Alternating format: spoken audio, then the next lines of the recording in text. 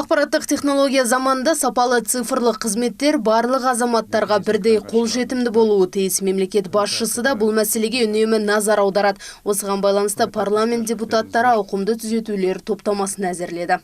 Чтобы мы были понятны. Бұл заң байланыс нарығын, сондай-ақ цифрландыруды дамыту және ақпараттандыру саласына инвестиция тарту мәселелерін қамтиды. Бірқатар түзету ғарыштық мониторинг деректерін пайдалану аясын кеңейтуге арналған. Сонымен қатар алаяқтық белгілері бар төлем транзакцияларын болғызбауға бағытталған нақты шаралар қарастырылды. Жалпы мақұлданған заң сапалы әрі қолжетімді байланыс қызметтерін ұсынуға және Қазақстанның цифрлық әлеуетін дамытуға өз үлесін қосады деп сенеміз. Кейін депутаттық сауалдар басталды. Андрей Лукин әкімдіктер тарапынан өңірлерді су тасқынынан, жаңбырдан және еріген қар суынан инженерлік қорғау шаралары тиісті деңгейде жүргізілмегенін айтты. Осыған орай сенатор алдағы уақытта мұндай төтенше жағдайлардың алдын алып, уақытылы еңсеруге септігін тигізетін шараларды атап өтті.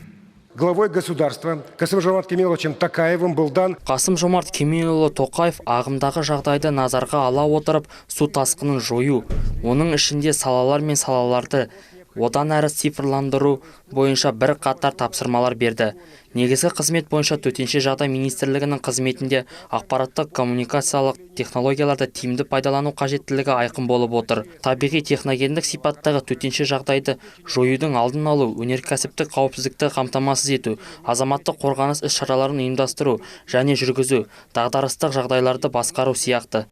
Сондай-ақ сенаторлар геологиялық барлау саласын толықтай өзгерту үшін саланы қаржыландыруды арттыру қажет деп есептейді. Сенаторлар ғылыми зерттеу және тәжірибелік конструкторлық жұмыстарды қаржыландыру саласындағы міндеттемелер шеңберінде бөлінген қаражаттың 50%-ын жер қойнауын пайдаланушыларының геологиялық барлау ісіне пайдалануды ұсынды.